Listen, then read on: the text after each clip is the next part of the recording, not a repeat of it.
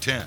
Good evening. Thanks for joining us tonight. I'm Cammie Raisler. It's a case many have been following for decades. Today marks 26 years since TV news anchor Jody Huisentruit went missing in Mason City, Iowa. Over the years, leads have come in on her disappearance, but no one has ever been charged. It remains an open investigation today. Well, tonight our Noah Kaplan takes a look at any progress made this past year. He joins us in studio with more. Good evening, Cammie. 26 years later, there's still very little information on Huisentrut's sudden disappearance. FindJody.com is not giving up, though. We spoke with some of this group's members to gather more information on the present state of the case.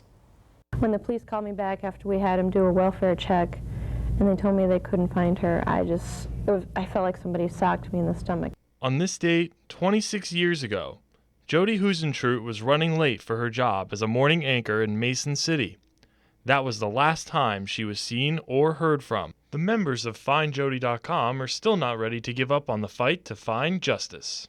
No matter how small the information is, come forward, because you never know what little piece you might have that might set this whole thing onto a course of finally Jody's case being solved. Find Jody members fear if they discontinue their campaign, the case will go cold. Jody was declared legally dead in 2001, and many aspects of her sudden disappearance remain a mystery. This is a prominent person in the community. She's going to work like we all do every day. And from right outside her apartment, somebody just takes her. And not only are there not many clues left at the scene, but she's never been heard from again. No body's been found. No arrests have been made. The main message of the campaign is to encourage residents to come forward with information or potential clues if they have them.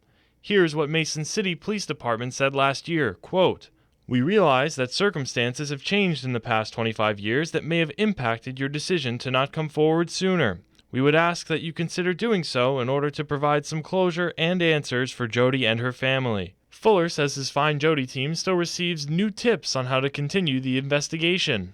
As for what is a good outcome at this point? The best case scenario would be a prosecutable case. So that would be somebody is arrested, somebody is charged, it goes to trial, it goes through the process, and somebody is actually convicted of the murder of Jody Huisentrut.